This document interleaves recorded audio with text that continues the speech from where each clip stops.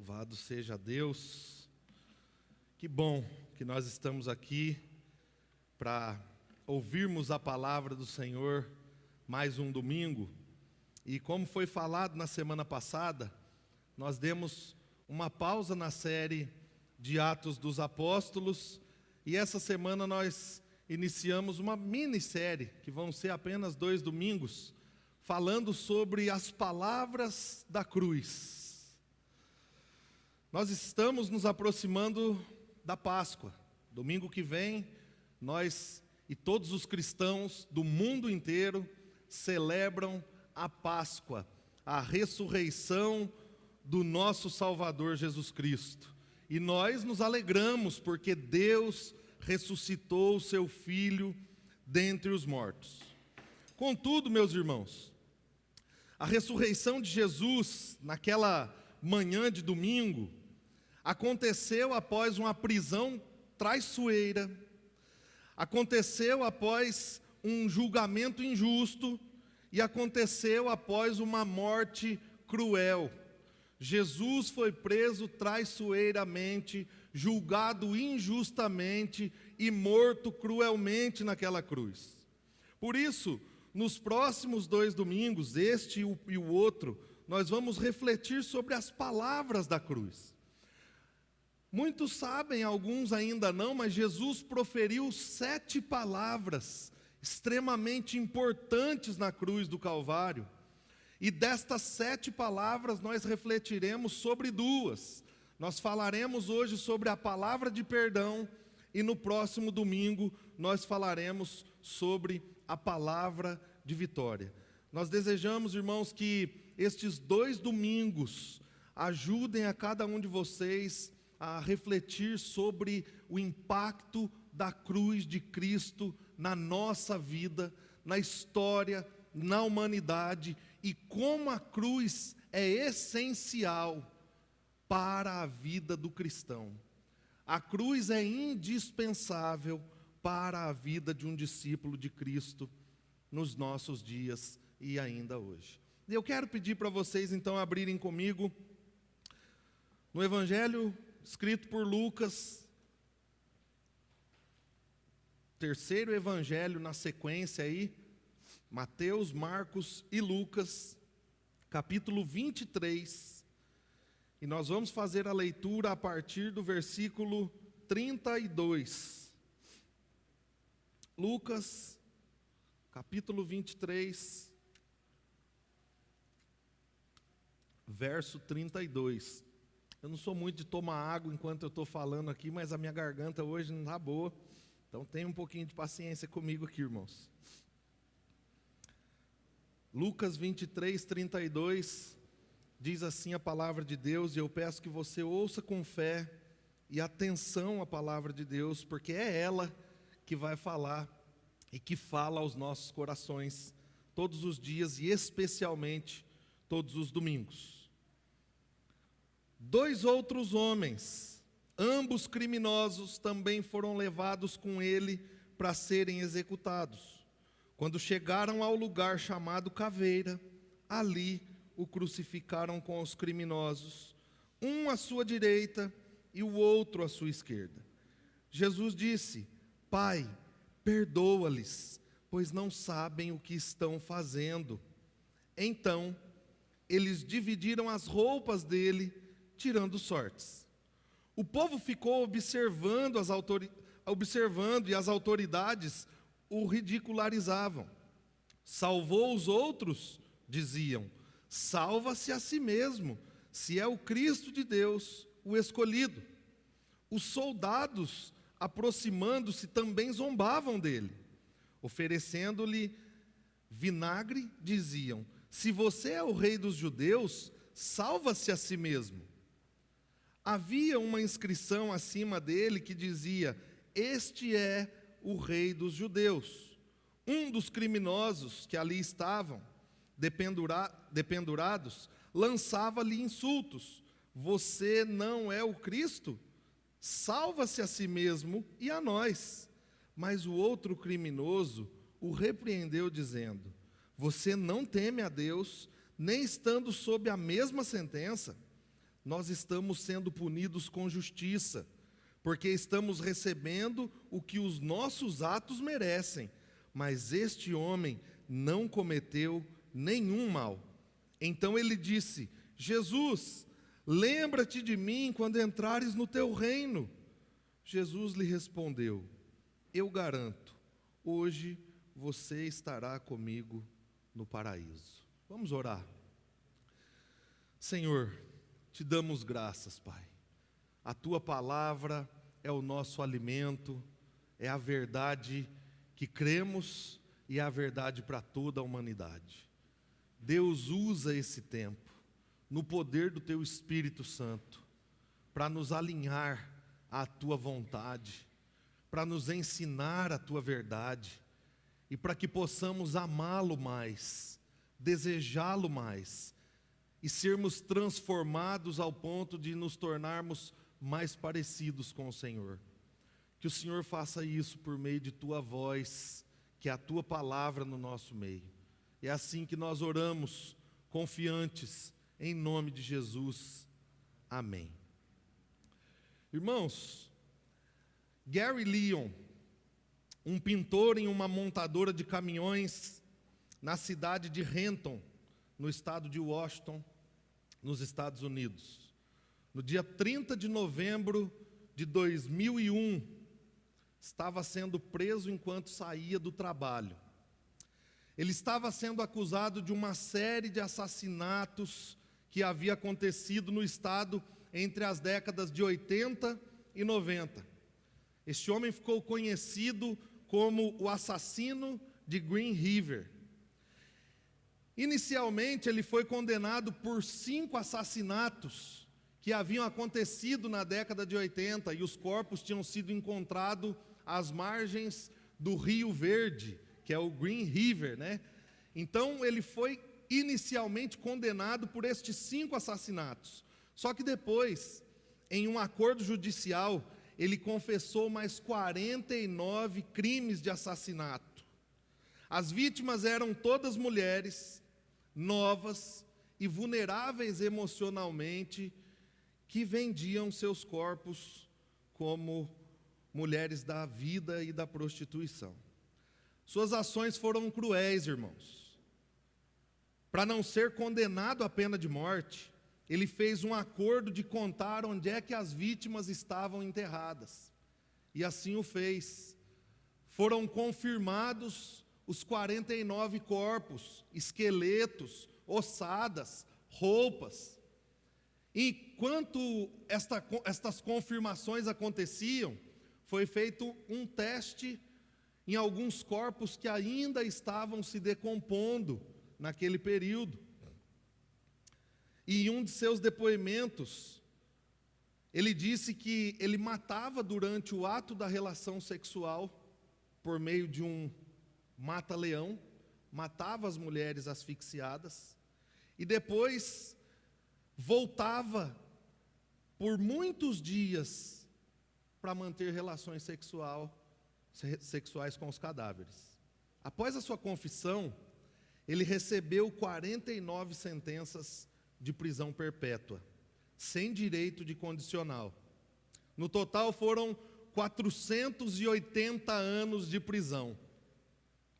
Este homem, quando preso, havia sido casado por 3 vezes, tinha um filho e aparentemente era uma pessoa comum, que saía de sua casa para o trabalho e voltava do trabalho para sua casa.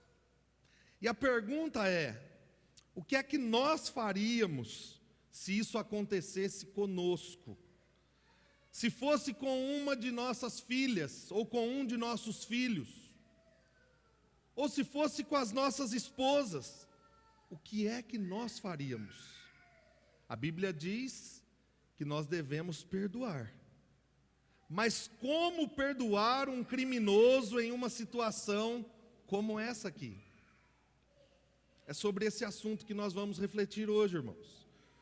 Nós vamos falar sobre o primeiro pronunciamento de Jesus na cruz. Nós vamos falar sobre a palavra de perdão. E eu gostaria que vocês olhassem com atenção para esta palavra. Como eu disse, Jesus fez 7 pronunciamentos na cruz. Após ter trilhado aquela via dolorosa, aquele corredor da morte, carregando a sua cruz, sofrendo, sendo humilhado, sendo esbofeteado, sendo zombado, Jesus então chega ao monte chamado Caveira, que para nós é conhecido como Calvário. E ao longo daquele dia, Jesus fez 7 pronunciamentos. Ele chega lá naquela sexta-feira pela manhã, a famosa sexta-feira da paixão. Das 9 horas da manhã ao meio-dia, Jesus faz 3 pronunciamentos. O primeiro deles: Pai, perdoa-lhes, porque eles não sabem o que estão fazendo.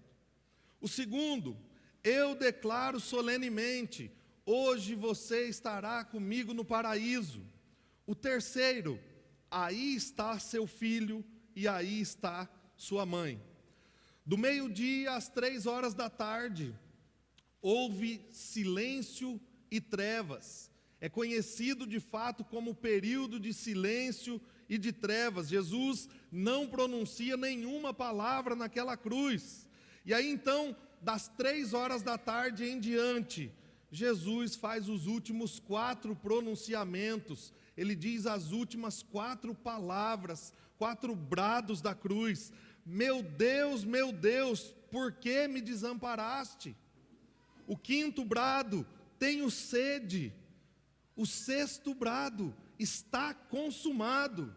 E aí então suas últimas palavras: Pai, em tuas mãos entrego o meu espírito.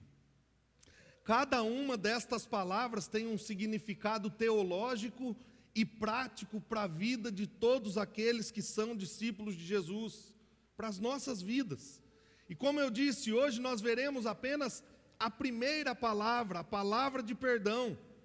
Nós vamos refletir sobre qual é o impacto da palavra de perdão para aqueles dias e como nós podemos ser impactados com esta mesma palavra nos dias de hoje. O que é que nós podemos aprender de fato, como discípulos de Jesus, com a palavra de perdão proferida naquela cruz? E eu proponho 3 aprendizados. O primeiro aprendizado, com as palavras de Cristo na cruz, é que nós aprendemos sobre a necessidade do perdão. Irmãos, durante todo o ministério de Jesus, se vocês lerem ou estão lendo, leiam os evangelhos. Durante todo o ministério de Jesus, nós vemos que ele foi encurralado pelos líderes religiosos, e ele foi colocado à prova diante do sistema político. Os líderes religiosos, eles questionavam Jesus em suas ações e em suas palavras. Os líderes políticos pressionavam Jesus a afirmar que ele era um rebelde contra a liderança política daquela época.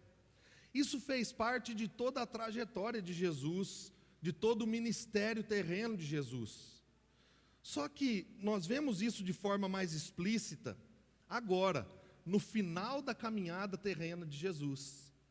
E mais especificamente, desde o seu julgamento até a sua crucificação, que aqui no Evangelho de Lucas estão relatados a partir do capítulo 22. Então, o final da jornada de Jesus fica explícito os objetivos dos religiosos e os objetivos dos políticos. Jesus foi preso, como eu disse, em uma trama traiçoeira. Que trama foi essa? Um de seus discípulos, que havia acabado de sentar à mesa com ele, beber do vinho e comer do pão, com um beijo, o entregou nas mãos dos líderes religiosos. Estes líderes religiosos cheios de maldade, durante toda a madrugada, de quinta para sexta, bateram em Jesus e zombaram de Jesus e diziam: você não é um profeta? Então agora adivinha para nós quem é que bateu no seu rosto? Adivinha aí para nós quem é que te esbofeteou? Diz aí. Eles tampavam o seu olho, batiam nele e diziam: profetiza, quem te bateu? E ao amanhecer, de forma articulada e mentirosa, estes líderes manobraram um argumento para levar Jesus até Pilatos. Eles disseram que Jesus estava causando contenda, causando discórdia, alvoroço no meio do povo, e o levaram até Pilatos. Só que o líder romano Pilatos não encontrou nada que condenasse a Jesus, e enviou Jesus a Herodes, que liderava em outra jurisdição, da parte dos galileus.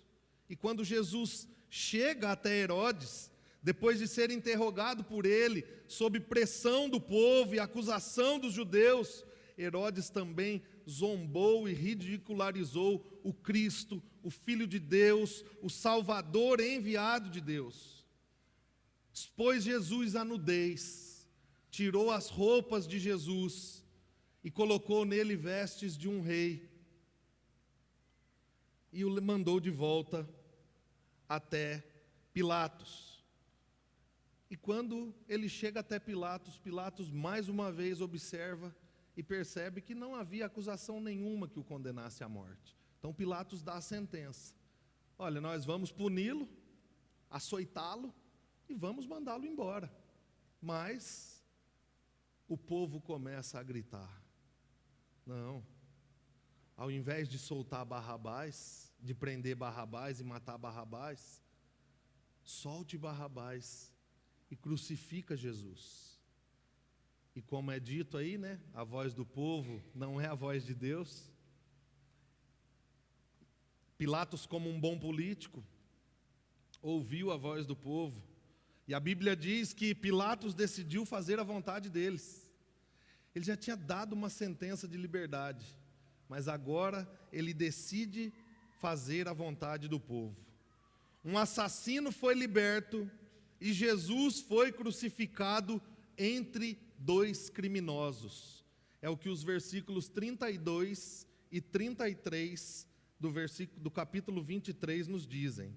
Dois outros homens, ambos criminosos, também foram levados com ele para serem executados. Quando chegaram ao lugar chamado Caveira, ali o crucificaram com os criminosos, um à sua direita e outro à sua esquerda. Irmãos, judeus, romanos e a liderança de ambos haviam cometido a maior injustiça judicial da história. Haviam cometido uma injustiça contra o Filho de Deus, o Deus Filho, o Deus entre nós. Ambos estavam cegos pelo pecado. Ambos estavam imersos no pecado. Ambos necessitavam urgentemente de arrependimento e de perdão de pecados. Estes homens precisavam do perdão de Deus. Vocês concordam comigo? Eles precisavam urgentemente de perdão. Mas a grande questão é que para nós é fácil enxergar a necessidade que estes homens têm de perdão. É fácil perceber que eles negaram o Filho de Deus, que eles traíram o Salvador de todos aqueles que iam crer em seu nome, de todos aqueles que iam crer naquela obra na cruz. É fácil perceber que eles injuriaram cruelmente o Rei dos Reis e o Senhor dos Senhores. Para quê? Para o benefício próprio. Porque Jesus não concordava com a maneira que eles viviam. Porque Jesus os chamava a uma mudança radical de vida. É fácil perceber que judeus e romanos precisavam de perdão. Mas difícil mesmo é conseguirmos enxergar a nossa necessidade do perdão de Deus na nossa vida. Nós não conseguimos olhar para nós e reconhecer que nós somos pecadores. Dificilmente nós vamos ouvir alguém dizer: isso aconteceu porque eu sou um pecador. Não, normalmente nós vamos fazer aquela transferência rápida, né? Aconteceu porque fulano. Dificilmente nós vamos olhar para nós e reconhecer o quão pecadores somos, o quanto nós carecemos do perdão glorioso de Deus, o quanto nós precisamos deste brado: perdoa-lhes, porque eles não sabem o que estão fazendo. Dificilmente, meus irmãos, nós vamos enxergar isso. Nós sempre vamos encontrar alguém em quem nós colocamos a culpa, e nós sempre vamos dar um jeito de nos isentar da culpa. Mas graças a Deus que nós temos a Bíblia, a palavra de Deus, que nos diz que não há entre os homens nenhum justo, nenhum sequer. A Bíblia diz que não há um justo sequer entre os homens. Não há ninguém que busque a Deus, não há ninguém que o deseje, não há ninguém que o queira. A Bíblia diz que todos nós pecamos e estamos destituídos, separados da glória de Deus. Há um abismo chamado pecado entre o homem e Deus. A Bíblia diz que nós éramos inimigos de Deus, que nós éramos merecedores da ira de Deus. Isso significa que todos nós precisamos do perdão de Deus, irmãos. Todos nós. Mas nós não crucificamos Jesus. Não. Mas eu e você também traímos Jesus. Como?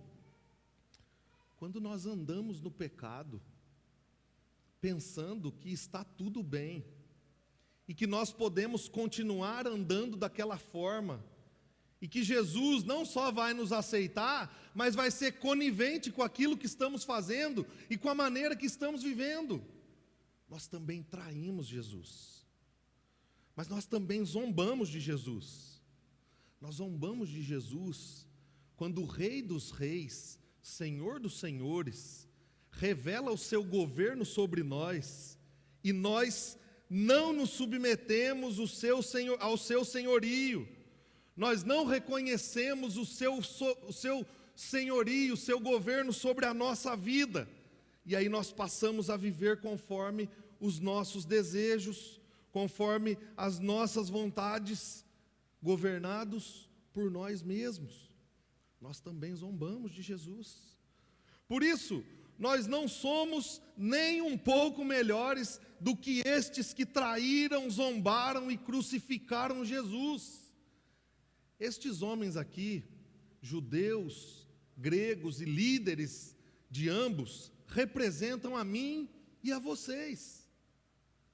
Eles representam aqueles que traíram o Senhor, aqueles que zombaram do Senhor, aqueles que negaram o Senhor. Você consegue reconhecer isso? Porque é isso que a Bíblia diz. Você consegue enxergar isso? Você consegue perceber isso? Comece a olhar para o seu coração. Olhe para a sua vida. Perceba como é que você tem vivido, viveu e às vezes ainda vive. E como é que muitas vezes nós ainda negamos, zombamos de Jesus. Reconheça, meus irmãos, que assim como aqueles judeus e romanos, eu e você também necessitamos do perdão de Deus. Nós precisamos urgentemente do perdão de Deus, e é isso que este brado revela: Senhor, perdoa-lhes, porque eles não sabem o que fazem. Jesus está mostrando que de fato a humanidade precisa do perdão de Deus. Eu e você, Nós precisamos do perdão de Deus. Então, se você enxerga isso, olhe para o Cristo crucificado. Olhe para o Filho de Deus perfeito. Olhe para o soberano Senhor do universo e se arrependa e creia no perdão que Ele nos ofereceu na cruz do Calvário. E desfrute deste perdão hoje. Deus não nega perdão aos que de fato creem, se arrependem, confessam e deixam. É o que Provérbio, capítulo 28, versículo 13 diz: quem esconde os seus pecados não prosperará, mas quem os confessa e os abandona, alcança misericórdia. O nosso Deus é um Deus perdoador. Ele olha para nós com olhos de perdão, graça e misericórdia. Por isso que Jesus bradou: Pai, perdoa-lhes, porque eles não sabem o que estão fazendo.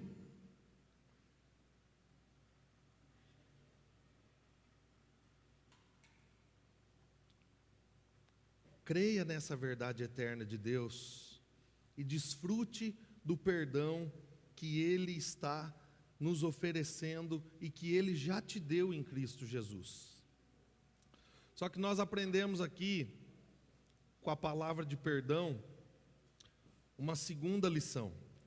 Nós aprendemos sobre a necessidade de perdoar aqueles que nos ferem. E aí agora é o versículo 34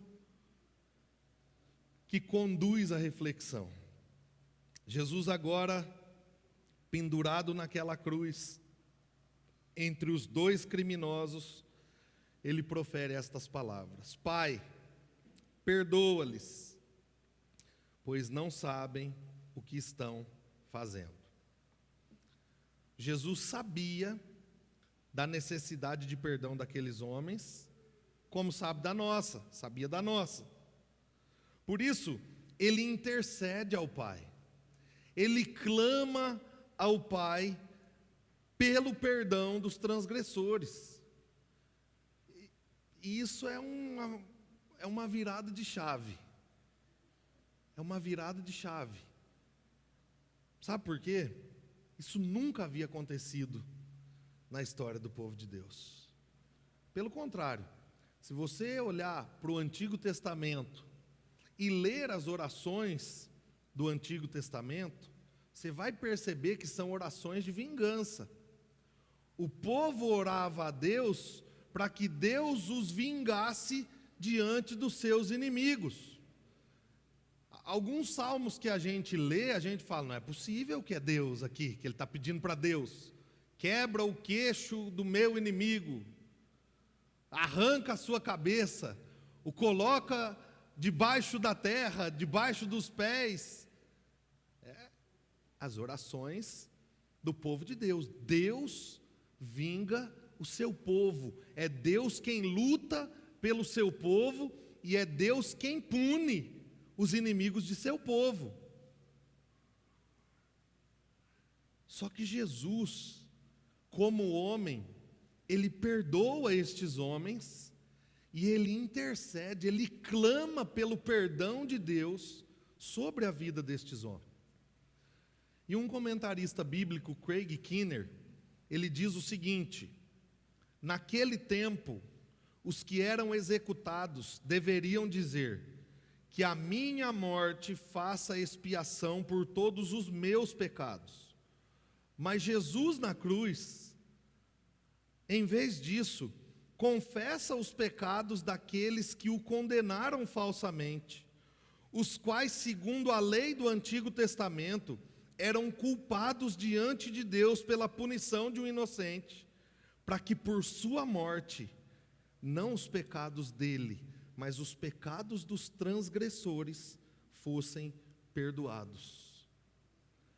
Meus irmãos, Jesus não ora para ser vingado, Jesus ora para que aqueles homens fossem perdoados por Deus. Exatamente como Isaías profetizou no capítulo 53, versículo 12, que Jesus intercedeu, que ele intercederia pelos transgressores. Por isso, Jesus estava de fato invertendo o padrão.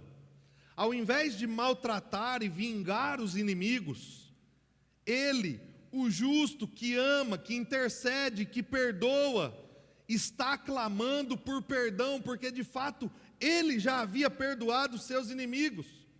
E é isso que ele espera de nós, irmãos, como discípulos de Jesus. É isso que ele espera de mim e é isso que ele espera de vocês. Sabem o que isso significa? Significa que eu e você somos chamados a perdoar aqueles que nos ofendem. Nós somos chamados a perdoar aqueles que nos ferem. Nós somos chamados a perdoar aqueles que nos maltratam. Nós somos chamados a perdoar aqueles que zombam de nós. Nós somos chamados a perdoar. Isso aí eu já sei, Lucão. Mas por que nós precisamos falar sempre disso? Por quê? Porque muitas vezes nós lidamos com o perdão como se fosse uma opção para nós e como se fosse um dever de Deus. Quem aqui nunca pensou, eu vou perdoar quando eu sentir no coração de perdoar? Quando eu estiver pronto para perdoar. Se eu não estiver pronto, eu não vou perdoar. Ou quem aqui nunca pensou, olha, o que essa pessoa fez, o que aconteceu lá, olha, vocês me desculpem, mas não tem como eu perdoar. Quem perdoa é Deus. Essa pessoa não precisa do meu perdão, ela precisa do perdão de Deus. Mas Jesus não diz isso.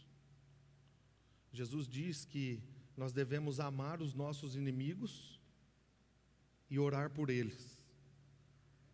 E na oração dele, na oração universal, ele diz que nós devemos clamar o perdão de Deus, assim como nós perdoamos os nossos devedores, como nós perdoamos aqueles que nos ferem, aqueles que nos machucam, aqueles que ficam de fato em dívida conosco. E Paulo diz que nós devemos ser bondosos e compassivos uns para com os outros. Foi o texto que eu li aqui. Perdoando-nos mutuamente, assim como Deus nos perdoou em Cristo. Então o perdão não é uma opção para nós cristãos. E o perdão não é um dever de Deus. O perdão é uma dádiva que vem de Deus a nós. E quando nós recebemos essa dádiva, é uma obrigação nossa, é um dever nosso, perdoar aqueles que nos ofendem, perdoar aqueles que nos ferem, perdoar aqueles que nos maltratam.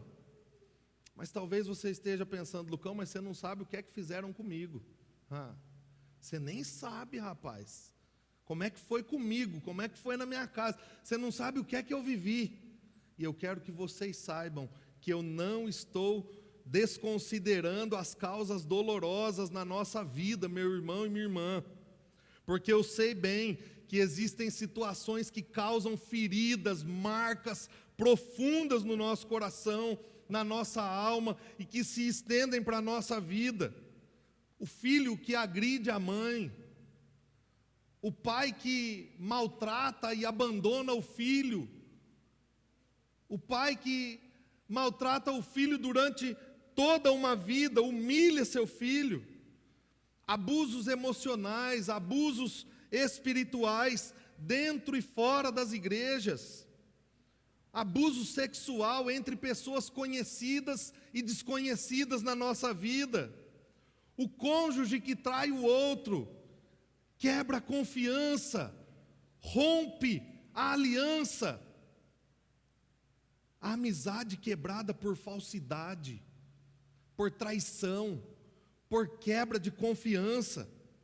Eu sei, meu irmão e minha irmã, que tudo isso acontece na nossa vida real, no nosso dia a dia, e que muitas vezes nós já enfrentamos, ou talvez estamos enfrentando isso, uma ou mais coisas do que eu disse aqui, ou outras coisas que eu não disse. Eu sei de tudo isso, meu irmão. E é justo nós olharmos para a situação e pensarmos que as pessoas que cometeram tais atos contra nós não merecem perdão. É justo nós pensarmos assim, porque de fato elas não merecem perdão. Só que o detalhe é que o perdão que nós somos chamados a entregar não é um perdão baseado nos méritos de quem nos ofende.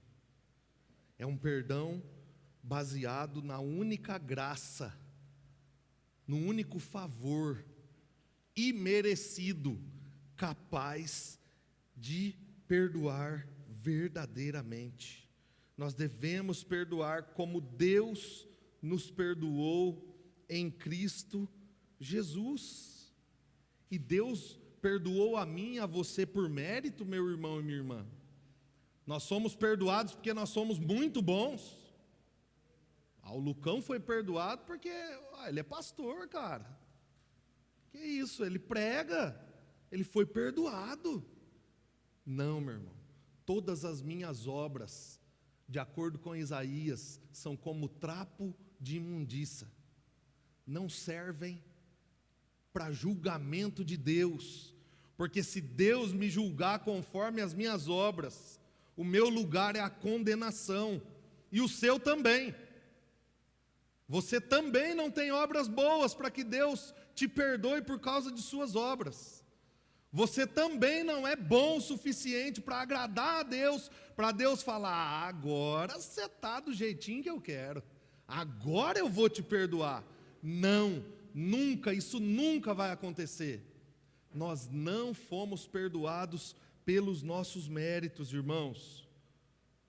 Deus nos perdoou pelos méritos de Jesus Cristo.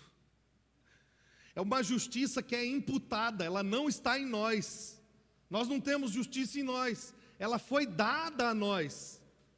A justiça de Cristo foi colocada sobre nós. E agora Deus olha para nós e vê a justiça do seu Filho, e não a nossa injustiça, não a nossa sujeira. Nós jamais seríamos perdoados por merecimento. Nós éramos zombadores, traidores, inimigos, por causa do pecado.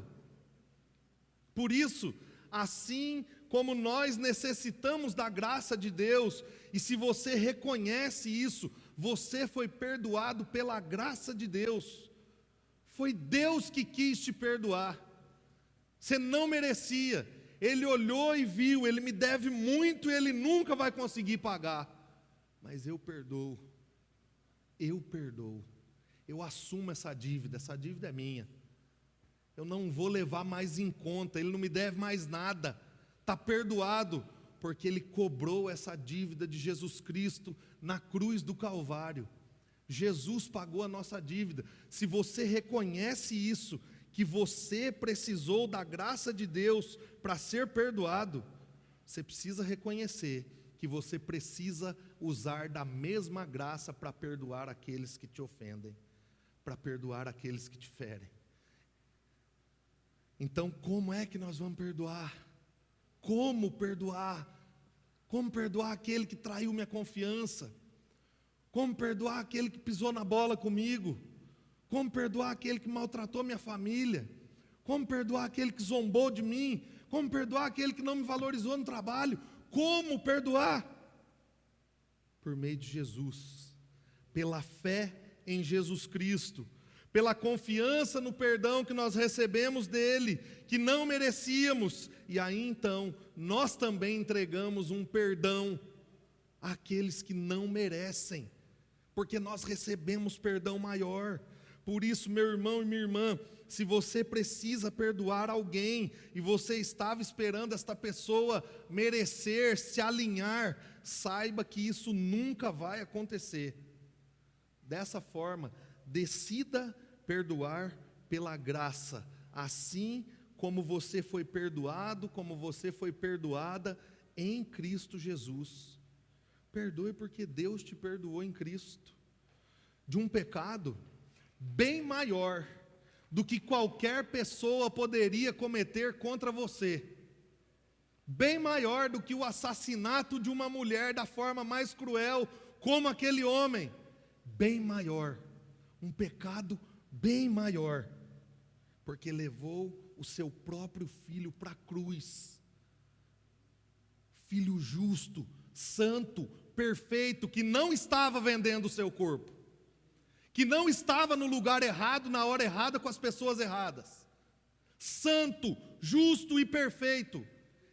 Este foi o pecado que Deus perdoou a mim e a vocês, pecado que jamais poderia ser pago.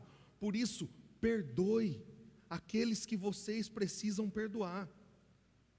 Nenhum pecado ou maldade, por maior que seja, pode ser tão grande como eram os nossos pecados diante de Deus, os nossos pecados contra Deus, dos quais nós já fomos perdoados.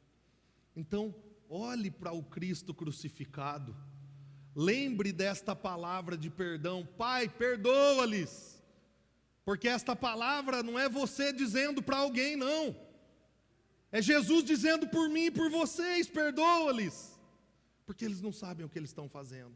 Olhe para isso e perdoe. Mas por quantas vezes, pastor?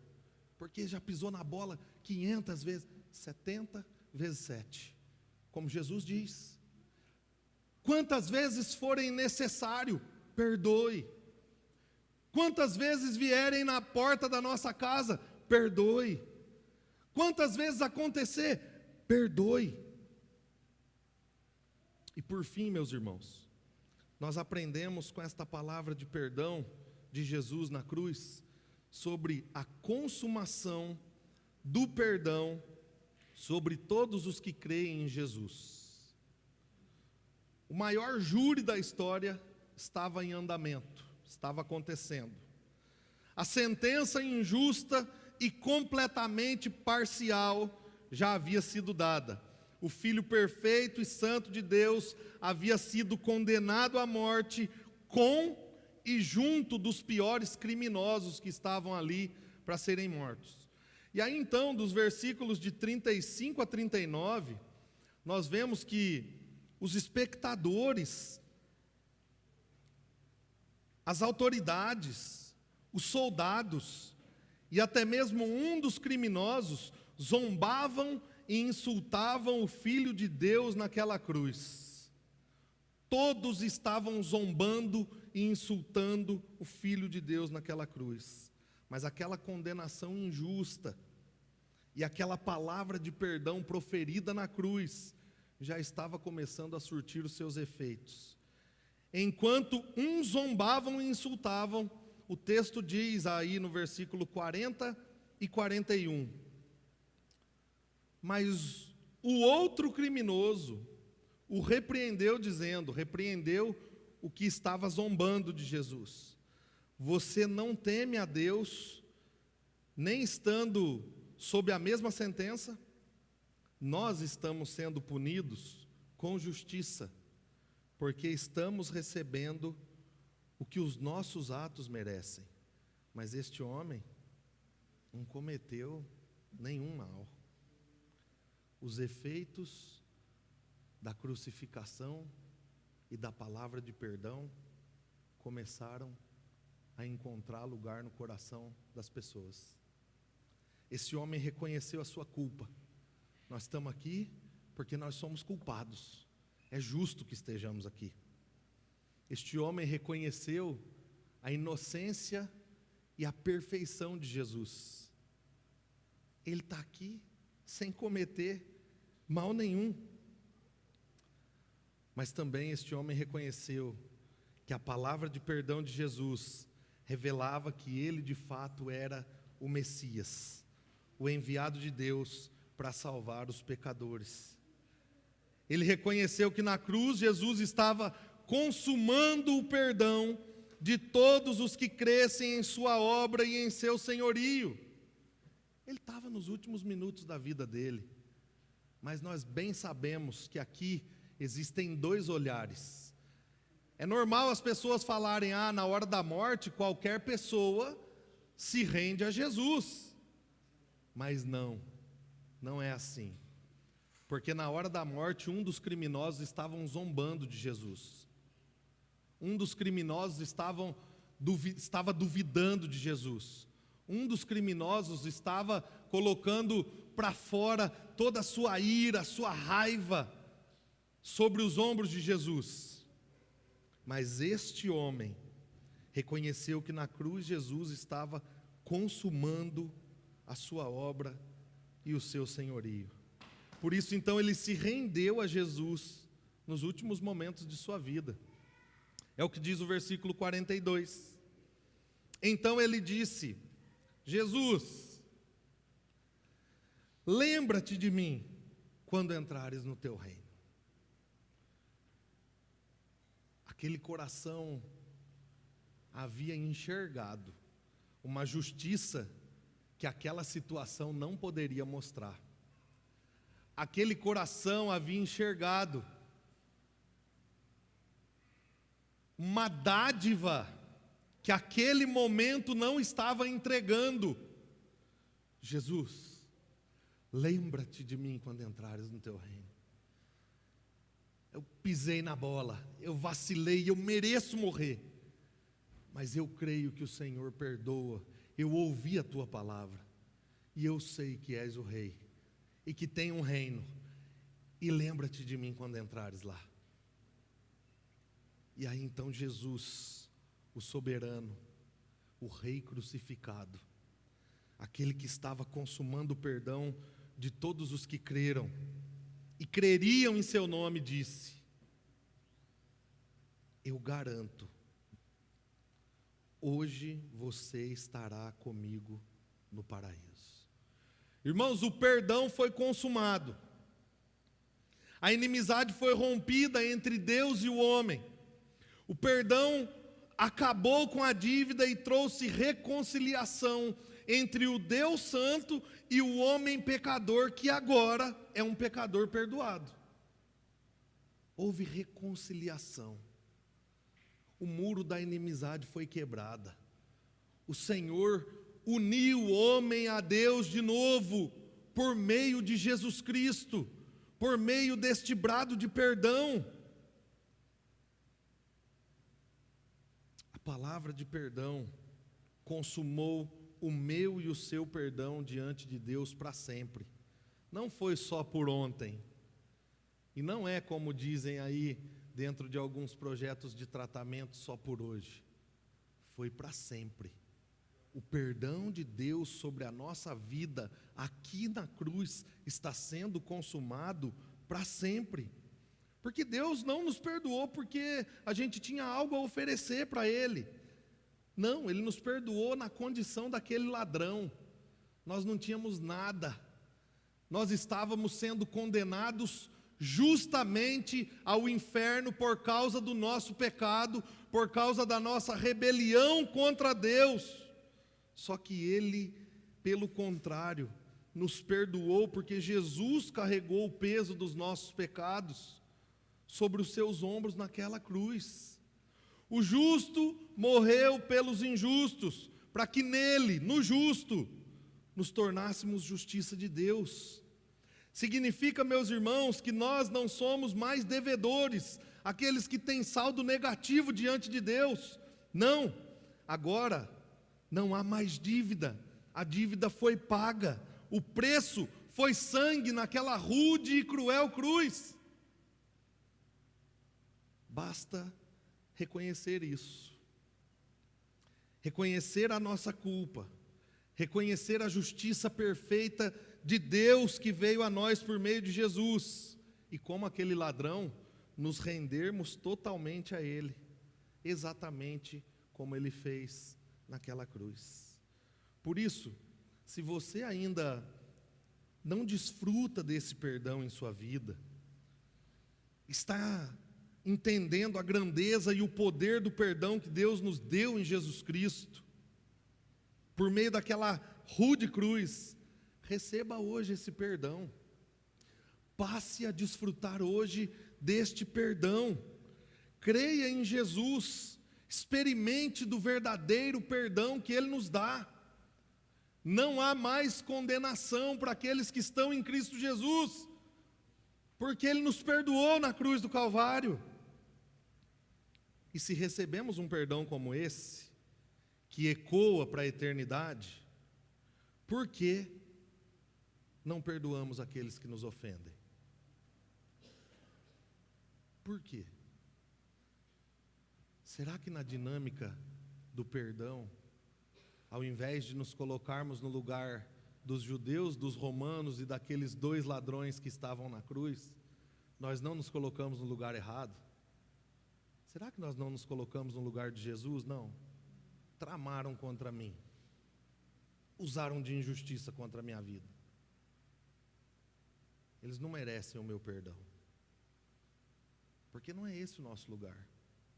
O nosso lugar é aos pés da cruz, aonde estavam aqueles espectadores zombando de Jesus, aonde estavam aqueles guardas dando vinagre a Jesus, aonde estavam aqueles líderes rindo de Jesus, aonde estavam aquelas pessoas esperando mais um criminoso ser morto e enterrado, fora dos muros da cidade, como alguém desprezível. Por que não perdoamos aqueles que nos ofendem? O que é que nos impede de perdoar aqueles que nos fizeram ou nos fazem sofrer? Você se lembra daquele homem que eu falei no início? Gary Leon, o assassino de Green River. Como é que nós perdoamos um assassino como aquele? Como perdoar um homem desse? Pois é, no dia de seu julgamento, muitos pais estiveram lá. A maioria deles trazendo palavras duras, desprezíveis e fortes àquele homem. Mas um dos pais assume aquela tribuna e disse: Senhor Gary, há aqui muitas pessoas que te odeiam pelo que o Senhor fez com as nossas filhas, mas eu não sou uma delas. Você tornou difícil para mim viver de acordo com o que eu creio, mas é isso que Deus diz para fazer: perdoar. Você está perdoado. Irmãos, assim como aquele ladrão que foi perdoado na cruz, e assim como eu e você fomos perdoados sem merecer, fomos perdoados por Deus, aquele homem desconhecido, um simples discípulo de Jesus, perdoou aquele assassino de sua filha, porque ele sabia o tamanho do perdão que ele havia recebido de Deus. Que a palavra de perdão de Jesus na cruz hoje te alcance com o perdão de Deus que nos foi dado por meio de seu sacrifício, mas que você possa estender este perdão àqueles que te feriram, àqueles que te ofenderam. Porque a cruz, irmãos, ela nos dá perdão completo, mas ela nos desafia a perdoar completamente aqueles que nos ferem. Exatamente como Jesus: Pai, perdoa-lhes, pois eles não sabem o que fazem.